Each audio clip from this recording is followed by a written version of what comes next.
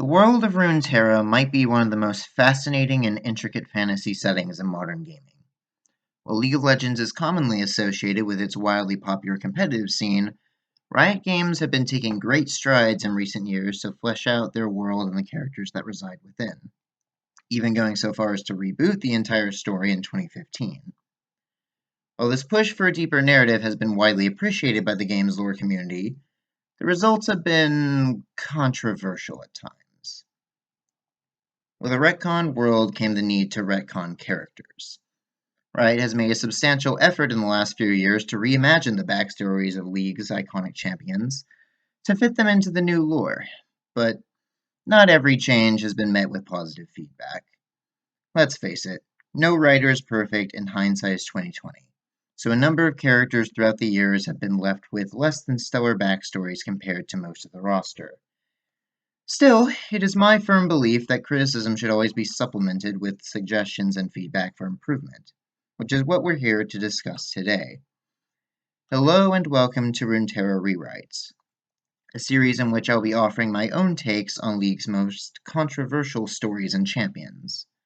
My aim is simple, to propose alternative versions of these stories that better match the characters' themes and concepts, without needing to alter anything regarding their in-game designs or voice lines. With all that being said, please sit back, relax, and let us begin, shall we?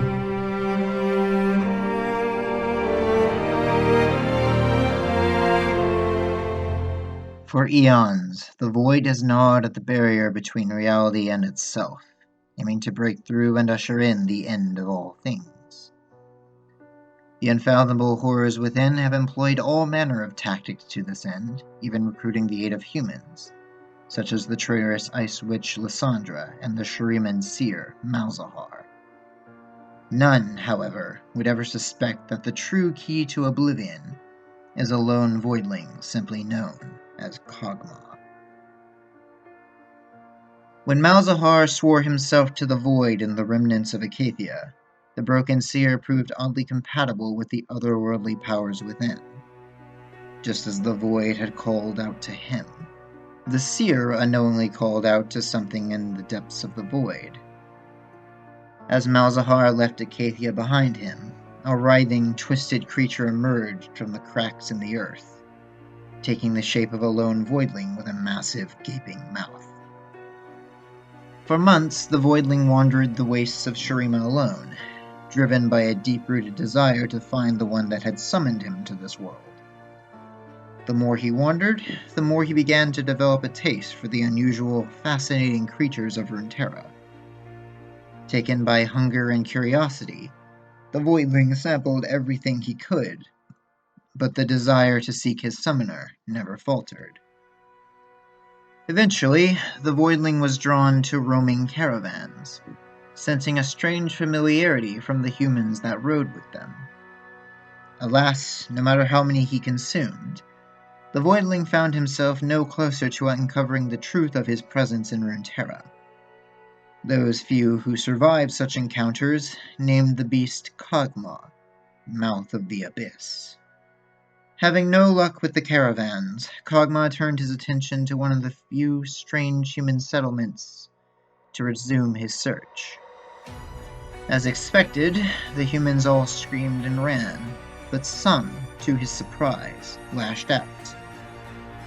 Sharp objects pierced Kog'Maw's hide, leading to him retaliating with blobs of acid that burned through the armor of his attackers.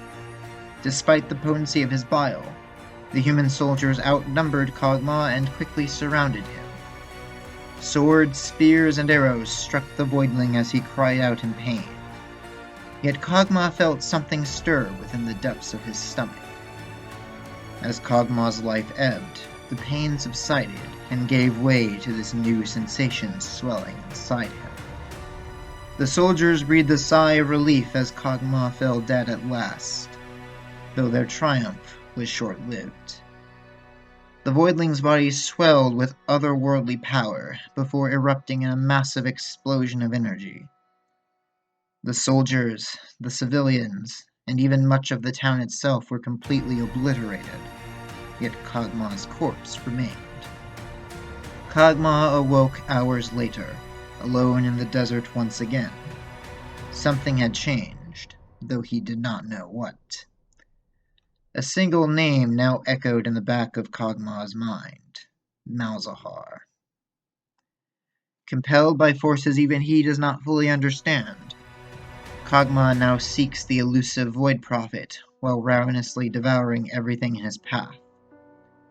All the while, the power within him continues to swell in preparation for the day Kog'Maw and Malzahar finally meet.